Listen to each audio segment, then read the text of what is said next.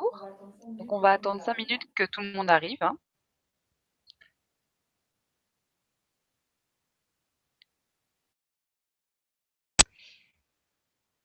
Bon bah c'est parfait, on va commencer notre webinaire.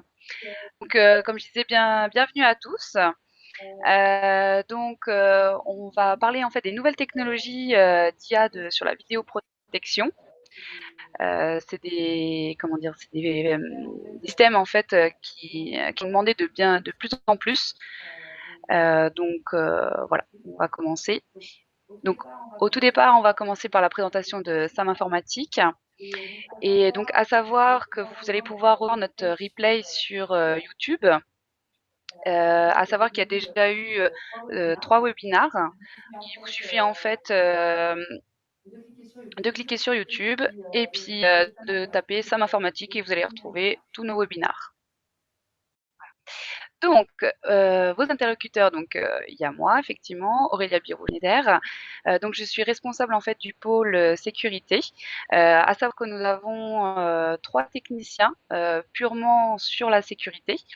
Et donc après nous avons notre collègue Yannick Malaisie, qui n'est pas là actuellement, qui lui va gérer toute la partie commerciale.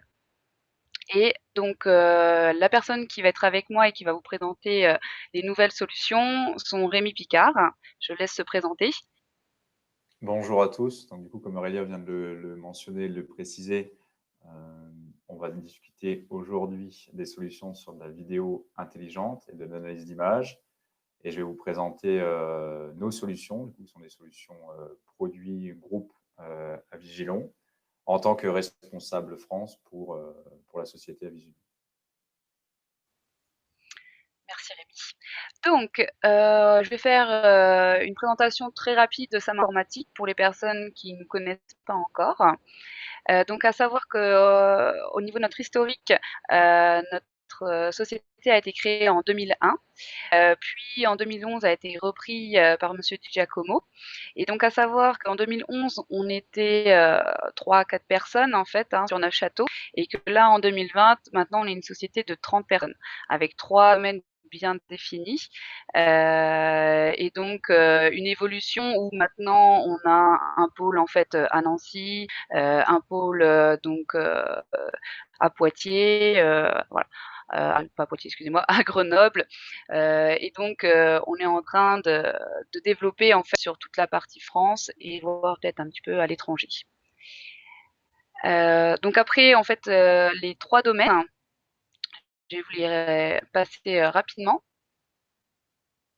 Donc, on a la partie informatique. Donc, on va faire de la vente de matériel, bien sûr. On a même un site web qu'on peut retrouver en fait tous nos produits, à savoir qu'on est très concurrentiel sur nos produits informatiques. Comment dire, on a les produits que vous allez pouvoir trouver sur Cdiscount ou Amazon, on trouvait les mêmes tarifs chez nous.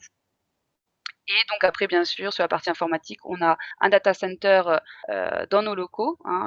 C'était le premier data center vosgien. Et voilà, on peut faire tout ce qui est audit et conseil. Après, on a la partie télécom, où là, notre service, en fait, vous pouvez proposer en fait des offres comme Orange, SFR ou Bouygues. Et l'avantage, c'est que de pouvoir en fait communiquer avec une seule personne et travailler en synergie. Et après, on a le pôle sécurité, qui est donc le mien, où là, en fin de compte, on va proposer tout ce qui est vidéoprotection, alarme intrusion, gestion d'accès, internet vidéo, détection incendie et PTI. De toute façon, tout qui va toucher en fait à la partie sécurité. Donc, à savoir que le pôle sécurité a été créé maintenant il y a un peu plus de 5 ans. Et donc, on travaille avec du particulier comme avec du professionnel.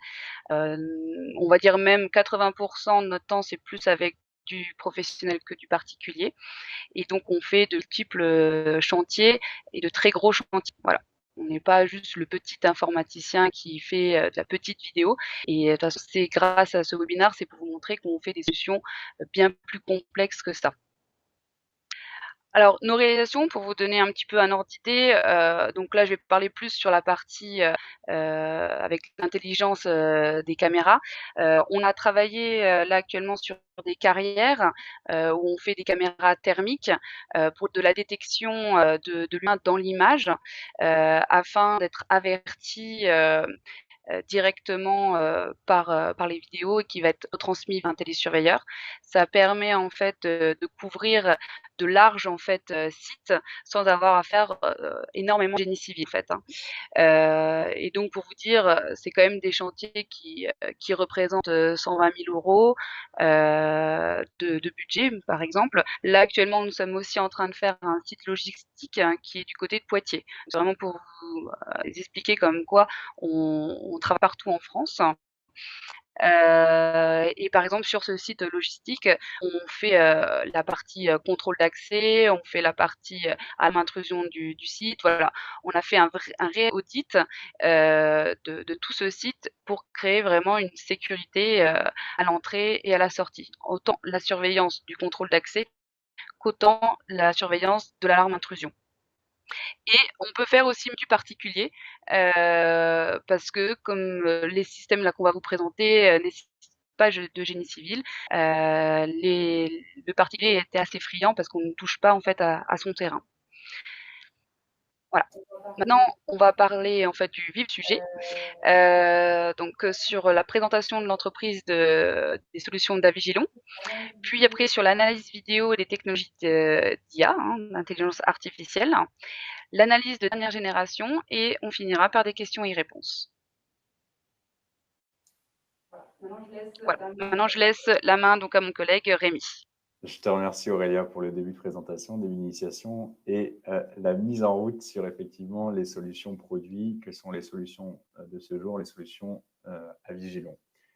Donc je vais faire un petit laïus en fait sur la partie société, uniquement pour poser les bases.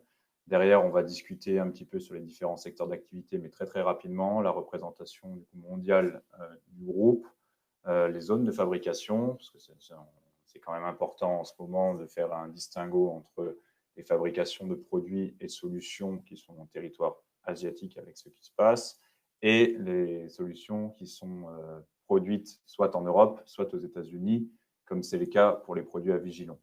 Derrière, on rentrera dans le vif du sujet de ce jour, qui est à savoir l'analyse vidéo, l'analyse d'image, et comment surtout utiliser cette analyse d'image pour vous faire gagner et du temps et potentiellement de l'argent.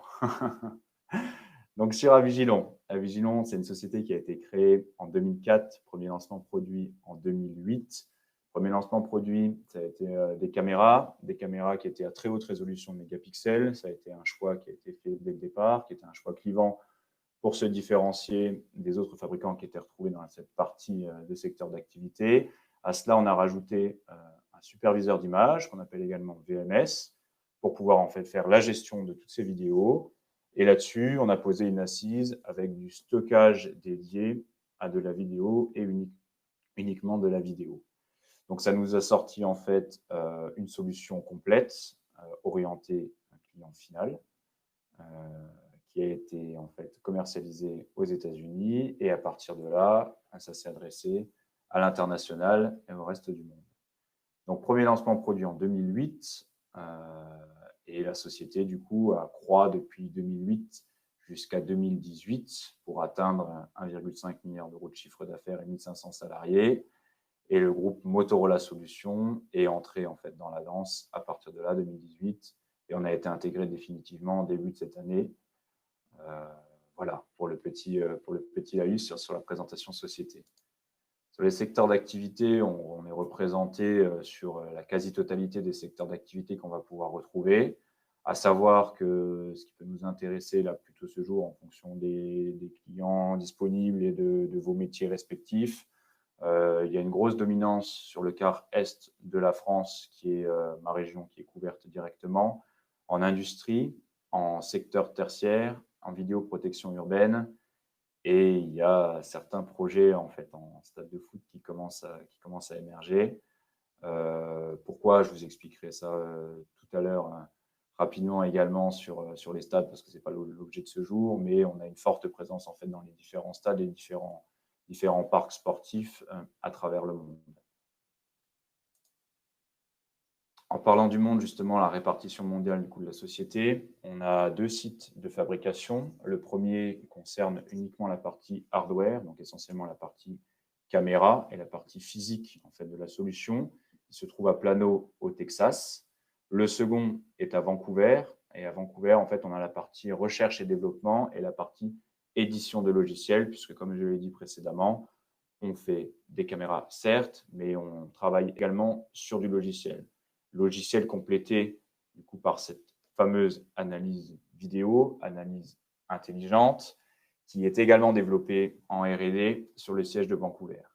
Derrière, on a fait une répartition mondiale. La France dépend du bureau Lisboète, qui assure une couverture sur la partie Europe du Sud.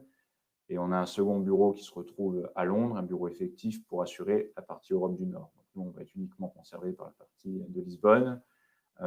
Partie qui est également intéressante pour les clients finaux, intégrateurs et installateurs, comme SAM Informatique, puisque c'est sur Lisbonne en fait qu'on réalise l'ensemble de nos formations. Donc, c'est sûr que c'est un petit peu dépaysant et c'est plus sympathique que Nancy, surtout l'été.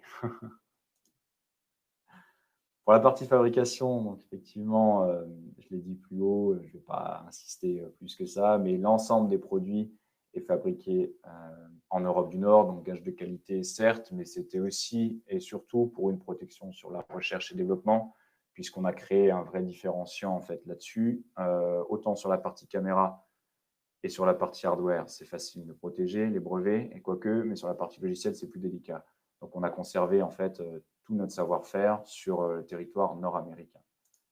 Parlant du savoir-faire et de la gamme, donc on a une gamme qui est construite autour d'un portfolio de caméras, avec l'ensemble des caméras que vous pouvez retrouver sur un parc, donc de la multicapteur, qui a été un de nos premiers chevaux de bataille, la première en haut à gauche. Et derrière, on va pouvoir trouver du dôme un peu plus classique, de la caméra bulette, qui est en bas à gauche, à côté de PTZ. Et juste au centre, là, on retrouve le produit dont j'ai parlé en début de présentation, qui a été lancé en 2008, qui est un produit en fait de caméra, donc vidéo, mais construite autour d'un objectif photo et d'un capteur photo. Donc, ça nous permet de monter sur de la très haute résolution en millions de pixels, jusqu'à 30, actuellement 75 millions à la fin de l'année. Le but n'étant pas de savoir en fait qui a la caméra qui propose la plus haute résolution, mais d'avoir des caméras uniques qui peuvent remplacer 4, 5, 6 points pour pouvoir faciliter en fait l'installation, certes, mais aussi la maintenance. D'où l'idée que j'évoquais au début, à savoir faire une économie de coûts à travers cette maintenance et à travers les solutions à vigilance. Donc effectivement, pour avoir une représentation un peu plus physique de ce que ça représente, généralement sur le secteur d'activité de la vidéosurveillance, on va se retrouver entre du 3 et du 4 millions de pixels à l'heure actuelle, sachant qu'il y a 5 ans, on était plutôt sur du 1,3 million et 5 ans en avant, on était plutôt sur, là on parlait de quelques lignes, donc du 320 lignes si vous voulez, donc la division de 3 à 4, du 1,3 million de pixels. L'idée, quand on monte en fait sur cette résolution, c'est d'étendre effectivement le champ de visualisation possible, ou alors de rester sur un champ identique à ce que pourrait fournir une 4 ou une 5 millions de pixels à travers différents objectifs, mais pour le coup de monter en résolution de pixels par mètre, ce qui est un choix qualitatif quand on veut faire de l'identification, par exemple, sur des sites très vastes. Donc le deuxième point sur cette haute résolution, et après on passera dessus pour rentrer un peu plus effectivement dans la partie analyse d'image, et je vous en parlais au début, c'est que forcément l'utilisation dans les stades de foot, pour le coup la slide parle d'elle-même, c'est que vous remplacez un nombre grandiloquent de caméras, et surtout vous pouvez proposer ce qui est demandé en stade, à savoir de l'identification par siège. Donc forcément, plutôt que de se coltiner 400, 500, 600 caméras en fonction de la taille du stade, et ben vous allez pouvoir diviser le chiffre par 10, ce qui a un intérêt majeur. On va aborder la partie service client, parce que c'est quand même important, que ce soit à tous les niveaux, donc au niveau installateur comme au niveau fabricant. Le niveau installateur assure un premier niveau, en fait, pour avoir une réponse rapide et directe à vos besoins et vos problématiques éventuelles. Et au-dessus de ce niveau, on retrouve le service client du coup, à Vigilon, qui est disponible 24/24, 7/7, puisqu'on couvre tous les fuseaux horaires, et qui est offert, ou du moins inclus, dans la prestation de l'installateur. C'est un point fort quand même, puisque du coup, ça vous garantit à vous une installation pérenne, et surtout, si jamais il y a quelques problématiques que ce soit, une réponse rapide. Et pour le coup, on ne vous refacture pas soit le produit, soit l'ensemble de la solution. Il faut savoir que les produits sont maintenant garantis 5 ans. C'était 3 ans jusqu'à début de cette année. On est passé sur 5 ans. Donc, c'est un avantage. Et encore une fois, ça garantit une pérennité de fabrication. C'est pour ça que sans tacler les produits asiatiques, on n'est pas sur le même modèle économique. On n'est pas là pour vous vendre du produit et vous le remplacer 6 mois après. Pour la partie maintenant qui nous intéresse aujourd'hui, à savoir l'analyse vidéo et les technologies en fait à travers l'intelligence artificielle, l'idée est très simple.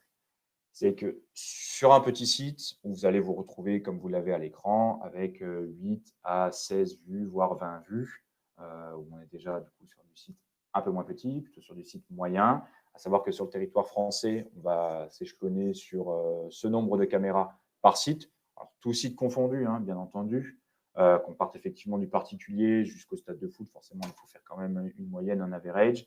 On va se retrouver sur une vingtaine de vues.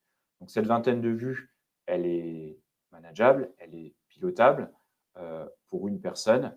Par contre, une personne en temps plein, même sur 20 vues, peut et va louper des événements qui peuvent être des événements marquants. L'œil humain peut se concentrer sur 8 écrans à la fois, et c'est un œil humain entraîné. Donc, du coup, pour le coup, on est vraiment sur des métiers d'opérateurs de visualisation. L'idée de l'intelligence artificielle, c'est de pallier, en fait, c'est pas un défaut, on est d'accord, mais en tout cas, c'est d'aider et de surtout faciliter le travail de cet opérateur qui ne peut se concentrer que sur 8 vues. Après, on peut multiplier le nombre d'opérateurs, mais encore une fois, vous multipliez les coûts. Et honnêtement, pour couvrir 100 ou 200 images, il va en falloir beaucoup. Donc, l'intelligence artificielle derrière vient fournir un second travail avec de l'analyse vidéo par auto-apprentissage, donc à travers les caméras et le système du coup de VMS à Vigilon, pour le coup, puisqu'on est sur Vigilon aujourd'hui, pour pouvoir classifier les personnes et les véhicules. Donc l'idée, c'est de s'affranchir de tout ce qu'on appelle faux positifs pour pouvoir se concentrer uniquement sur les éléments qui nous intéressent. Pour vous l'expliquer de manière un peu plus parlante, je vais vous lancer une petite vidéo tout de suite qui va vous montrer exactement ce dont je parle. Donc normalement, tout le monde voit la vidéo qui va démarrer quand je vais cliquer sur le bouton play. Pour vous faire juste une petite présentation, on est sur un player, donc une extraction vidéo d'un site qui a été préalablement forcément enregistré. Donc on est sur l'ensemble des vidéos que je vais vous montrer, on est sur des territoires qui sont hors France pour des raisons légales, évidemment, puisqu'en France, on a divers organismes qui nous imposent une restriction complète des images. Donc ce que vous allez voir, ça va être en Europe, mais hors territoire français. Donc, quand je lance la vidéo, vous allez avoir en second plan en fait une personne qui va, comme je l'ai explicitement dit tout à l'heure, classifier. Et à partir du moment où cette personne est classifiée, on va avoir sur la barre de temps que nous retrouvons en bas un marqueur, si vous voulez, de couleur rouge qui va se différencier du marqueur de temps classique, sans événement, qui va apparaître chez nous de couleur bleu ciel. L'idée étant que nous avons éliminé le faux positif, puisque en premier plan, on a des lapins qui passent. Donc, on a pris des lapins parce que c'est effectivement un animal qui est le plus difficile à non classifier pour les faux positifs. Et là, tous les télésurveilleurs vous le diront. Pourquoi? Parce qu'on est sur une taille assez concise par rapport à un chien, par exemple, ou biche, ou tout ce que vous voulez, ou événement complètement inconnu hors du lapin. Sur l'analyse vidéo, l'idée, c'est de pouvoir en fait, éliminer l'ensemble de ces faux positifs qui peuvent être créés. Alors là, pour le coup, on a des animaux, mais ça peut également être créé par ce qu'on appelle des différences de pixels. Les différences de pixels, c'est tout simplement des phares de voiture, la pluie, la neige, le vent, des feuilles qui tombent, et ainsi de suite. Donc, si à chaque fois qu'il y a un coup de vent et que des feuilles tombent sur votre site en extérieur ou qu'en intérieur, quelqu'un allume la lumière, vous avez une détection, vous imaginez bien que le lendemain matin, pour celui qui va se coltiner du coup toutes les vidéos de la veille, donc les 8 à 10 heures, voire 12 heures en fonction de l'ouverture du site, ça peut être très très long. Donc l'idée, c'est de faciliter cette partie du travail-là quand on est en lecture. Et en lecture, bien évidemment, d'avoir un marqueur dès qu'il y a une personne ou un véhicule qui rentre ou qui pénètre sur le site. Voilà pour la présentation un petit peu générale de l'aide de l'intelligence artificielle, sachant que cette intelligence artificielle, pour nous, c'est le début, en fait, et les prémices que nous avons lancées donc en 2008. Derrière, on a continué ce développement pour aller plus loin et surtout pour pouvoir rendre les caméras plus intelligentes, entre guillemets bien sûr, puisque ça reste quand même des outils qui sont uniquement électroniques, mais en tout cas pour pouvoir faciliter le travail, encore une fois, de l'être humain. Donc on a deux technologies, pour le coup, qui sont propriétaires. La première, qui est une technologie d'analyse de mouvement inhabituel. Donc là, comme vous voyez, il y a un mouvement de foule sur une rue qui est classiquement, normalement, plutôt empruntée par des véhicules. On va avoir une remontée d'analyse. Et derrière, on a basculé en fait notre technologie de classification personne-véhicule avec des critères supplémentaires pour pouvoir aller jusqu'à faire de la recherche de personnes en fonction de critères physiques. Donc, on rentre dans la tranche d'âge, on rentre évidemment dans le genre, mais on va également jusqu'à critériser la couleur des cheveux, c'est une présence ou non de barbe, le haut du corps, le bas du corps, et ainsi de suite. Et on l'a développé également pour les véhicules, ce qui nous permet, en plus de classifier et de pouvoir faire une recherche rapide de personnes, de pouvoir assurer le cheminement et le suivi de cette personne ou du véhicule. Je vais vous le présenter tout de suite à l'écran. Donc, encore une fois, on n'est pas en France, je précise, de toute façon, c'est écrit, vous voyez bien que ce n'est pas écrit en français. Donc, nous sommes sur un parc qui se trouve au nord de l'Angleterre. Donc, l'idée, c'était de pouvoir suivre, en l'occurrence, une personne, puisqu'on est sur un parc piéton, à travers les différentes vignettes. Donc, vous voyez, on se retrouve avec 6 images. Si vous voulez suivre la personne qui va être désignée ici, ici ou là par le moteur de classification, avec le petit pictogramme qui apparaît du coup pour classifier cette personne. Bah, sur une solution classique, il vous faudra vous passer en fait toute la barre de temps à la main et éventuellement retrouver la personne sur toutes les vues où elle est passée. Donc ça peut être très long, ça peut être très fastidieux, sachant que là on parle de 6 caméras, vous pouvez vous retrouver avec 60. Donc, vous voyez le cheminement très très compliqué. L'idée de la recherche par apparence et pour le coup du module d'intelligence artificielle qui est présenté aujourd'hui, c'est de pouvoir faire une recherche en temps, donc soit a posteriori, soit sur une période qui est antérieure.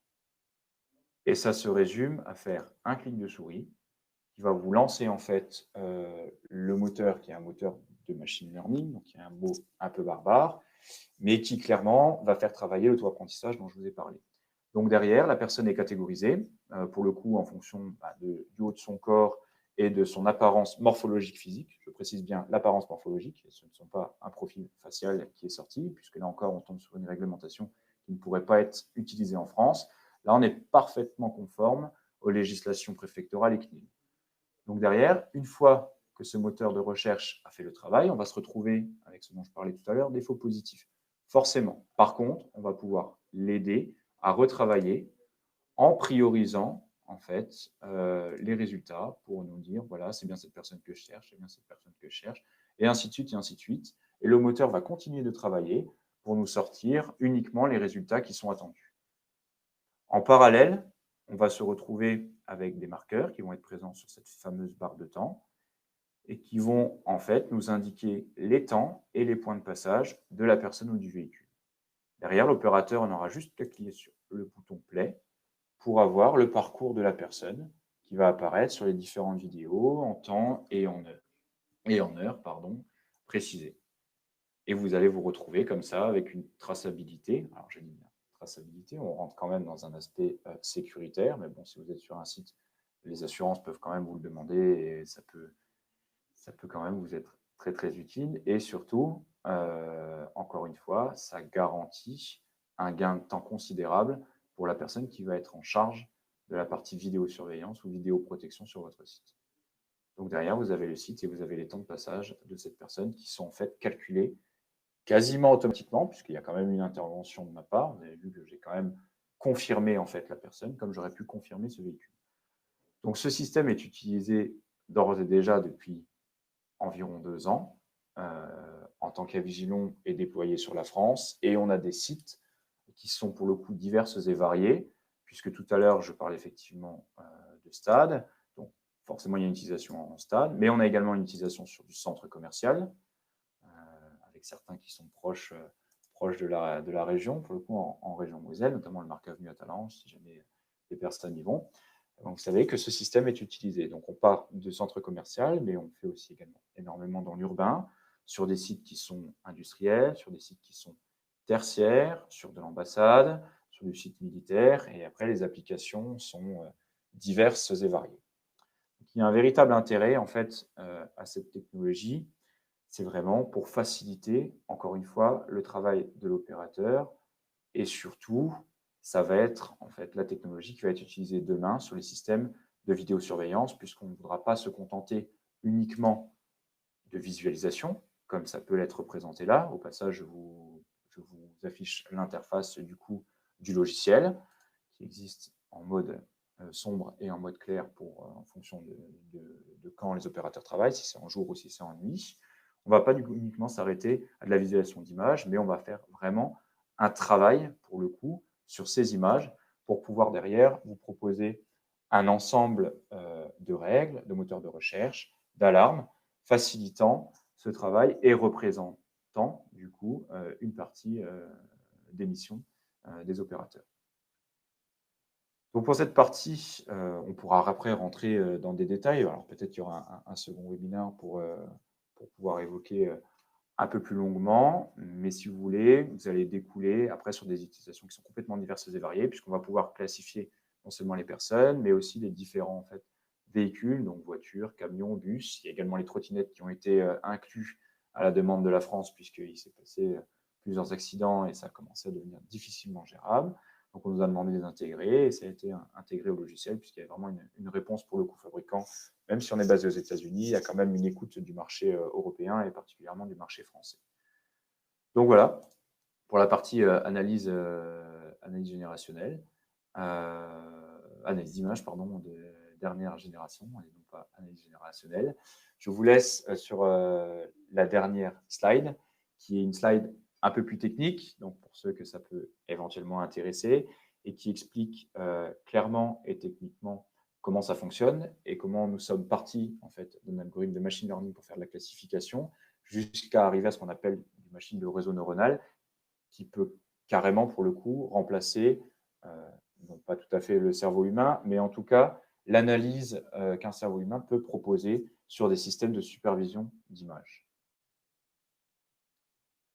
Pour ma partie, je pense avoir fait le tour. Maintenant, est-ce que vous voulez qu'on propose des questions-réponses ou alors je repasse la main à Aurélia, comme vous voulez.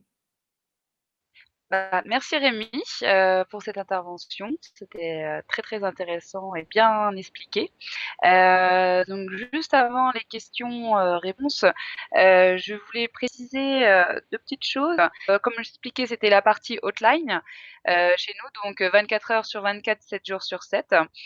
L'autre chose que j'ai pas insisté en fait sur la présentation de l'entreprise, c'était aussi cette synergie qu'on avait entre nos 3 domaines, hein, entre la télécom, l'informatique et puis la sécurité. Là, vous le comprenez bien en fait par rapport à la présentation de Rémi où, nous avons de plus en plus en fait, d'informatique. Et donc, en fin de compte, nous avons besoin de l'informatique comme du télécom. Donc par exemple, sur mon chantier qui se passe à Poitiers, nous avons pu faire cette synergie, C'est-à-dire que quand on a créé en fait, on a pris la demande en fait plutôt du client, on a pu répondre en fait à son besoin bien sûr de sécurité, mais aussi de la partie informatique, sur, les ordinateurs et sur la partie réseau pour avoir la fibre sur le site. Voilà, c'était pour vous dire que vraiment en fait compte, les 3 domaines sont hyper importants dans notre société actuellement. Je vais vous mettre aussi juste sur, le chat, mon adresse mail si vous avez besoin en fait, de devis, hein, bien sûr, ou, d'autres questions. Voilà. Je vais laisser répondre maintenant, aux questions. J'ai vu que Manon a posé la question: «Quel est le budget d'une installation, dans un hangar?» Bah, c'est pour ça là, je vais vous donner en fait, directement mon adresse. Moi, je vais pouvoir vous répondre parce que c'est un petit peu compliqué, hein, de donner en fait un budget, par rapport à si peu de choses, on va dire. On a besoin de plus d'éléments bien sûr pour répondre à cette question, quoi. Je vais vous donner Sachant que si je peux rebondir là-dessus, pour la partie matérielle, le budget va dépendre forcément du nombre de points à couvrir, donc clairement du nombre de caméras, du stockage qui va être demandé. Donc, à savoir que la législation française autorise un stockage jusqu'à 30 jours, un maximum. Et là, on va avoir vraiment les 2 points qui vont nous catégoriser le budget pour la fourniture matérielle. Maintenant, derrière, sur la partie fourniture installation, effectivement, là, il faut rentrer pour le coup sur une étude de site et qui est en l'occurrence le travail d'Aurélia pour pouvoir après définir sur la partie cabling, si on part sur du câblage physique, si on part sur de la radio, s'il y a du génie civil, s'il n'y a pas de génie civil, ainsi de suite, ainsi de suite, ainsi de suite, pour pouvoir définir effectivement la cotation précise en fonction du besoin et du projet. Alors l'autre question, donc combien de temps pour mettre en place une solution, d'intelligence artificielle? Ça va être aussi très vague ma réponse forcément, mais à savoir qu'en fin de compte, heu, nous avec Avigilon, c'est une solution qui est quand même assez simple de programmation. C'est ça la grande chance et la grande force en fait de d'Avigilon, et que nous avons choisi aussi ce produit-là parmi tant d'autres, car en fin de compte, nous allons aider le système, comme vous l'avez vu, avec des favoris. Donc ça veut dire qu'il y a 30 vrais, 30 faux, par exemple, quand on va faire une détection d'intrus. Donc ça veut dire que nous allons mettre la caméra en fait en route et nous allons laisser en fait la caméra quand même des fois pendant une semaine tourner, et après on va retourner sur les alarmes qui se sont passées et indiquer que si cette alarme est une vraie alarme, où il y a une vraie personne, ou si effectivement c'est un arbre, si c'est un autre animal ou autre. Et ça va donner en fait une puissance en fait au système et d'avoir moins de comment dire de fausses alarmes en fait. Bien sûr, on couple toujours les solutions d'intelligence artificielle avec un télésurveilleur. Même le particulier a un télésurveilleur qui est derrière, parce qu'on ne peut pas dire que le système va fonctionner à 100% du 100%, hein. Donc c'est pour ça qu'on a toujours besoin en fait du télésurveilleur qui est derrière, qui va gérer en fait ces alarmes d'intrusion. Mais concrètement, par rapport en fait à un autre système de détection, la solution en fait d'intelligence dans les caméras permet de réagir rapidement sur une installation et le télésurveilleur lui favorise en fait ces solutions-là. Parce que lui a une visu directe de la personne en fait qui rentre dans ce champ et peut dire facilement si effectivement c'est une personne ou un autre objet, on va dire. Exactement. Je vais reprendre le lead parce qu'il y a plusieurs questions là qui sont apparues à la filée. Sur le temps de la mise en place de l'installation, forcément, ça va dépendre principalement de la taille du projet. Vous voyez bien, si vous avez une ville avec une centaine de points à couvrir, c'est du temps qui va se compter en mois. Et si vous êtes sur un système pour couvrir une résidence principale où vous avez 5 ou 6 points et vous vous limitez à, pour que ça soit une résidence principale assez conséquente, à 300-400 mètres carrés à couvrir et une superficie terrain qui ne va pas excéder les 40-50 A dans la journée ou en 2 jours, ça va être bouclé. Mais ça dépend vraiment et surtout du temps de la taille du projet. Pour la partie fonctionne dans n'importe quel environnement, même pour une surveillance d'un lac, oui. oui, il faudra préciser du coup sur l'environnement, à savoir où va pouvoir se situer la partie stockage, et si on aura quand même un endroit fermé au sec, ou alors si on doit basculer sur des solutions un peu plus autonomes, ce qu'on peut faire aussi, soit à travers nos produits directement, soit avec des partenaires qui, pour le coup, ont ce genre de produits qui fonctionnent en solaire sur du site complètement, on va dire, isolé, y compris où on n'a pas d'accès à de l'EP. On peut le faire aussi. Permet d'utilisation, de détecter les masques. Alors, par rapport à la réponse coronavirus, on avait décidé que ce n'était pas forcément l'objet de ce jour, du webinar. Maintenant, la question est posée, donc je vais vous donner une réponse. Effectivement, à travers l'algorithme que je vous ai présenté, on a développé au cours de la pandémie une détection de masques donc, qui fonctionne. Alors, j'ai la question ensuite de la marge d'erreur. On est sur les mêmes marges d'erreur que pour de l'analyse, à savoir qu'on n'est pas sur un 100%, parce que le 100% en électronique, ça ne peut pas exister. Vous avez même au radar un pourcentage d'erreur qui est à 10%. Donc, globalement, c'est sur l'électronique, on reste à peu près sur ce même pourcentage d'erreur. On va pouvoir donner un taux de réussite à 93, 94%, en fonction, encore une fois, de la largeur de la scène, la profondeur de champ. Il y a plusieurs en fait, paramètres qui rentrent en compte. Mais on est sur cet ordre de grandeur-là. Donc, les masques, oui. Derrière, il y a les statistiques qui sont demandées. On les a intégrées aussi. Pourquoi? Justement pour l'utilisation des masques. Donc, à savoir combien de personnes sont rentrées dans tel ou tel lieu clos, fermé avec des masques, combien ne le sont pas, et d'avoir les triggers et les images qui remontent. Donc, on a effectivement intégré cette réponse-ci. Et la seconde réponse qui est venue en complément des masques, c'était aussi la grande question qui est un peu moins importante, certes, dans les environnements extra-urbains ou urbains, en tout cas hors environnement clos, c'est la distanciation sociale. Donc, l'algorithme permet aussi de le calculer. Et le troisième point, mais qu'on avait déjà auparavant et du coup qu'on a plutôt intégré dans cette réponse au coronavirus, c'est le comptage dans les lieux clos ou non clos. Donc, à savoir, vous pouvez faire un comptage sur un site qui est fermé. Donc, vous avez 10 personnes entrant, 10 personnes sortant, on est bon. Si vous avez 10 personnes entrant, 9 qui sortent, vous savez que sur votre site, à la fin de la journée, quelqu'un est toujours présent.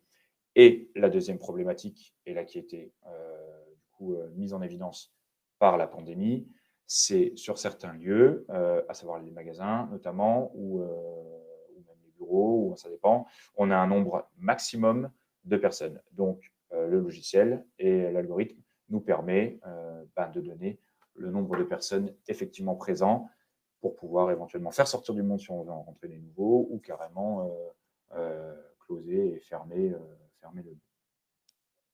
Peut-on à l'aide de son smartphone contrôler sa caméra à distance? Oui. Et vous avez également les réponses du coup avec l'analyse d'image qui remonte sur le téléphone, à savoir notamment la notification des alarmes qui fonctionne par push.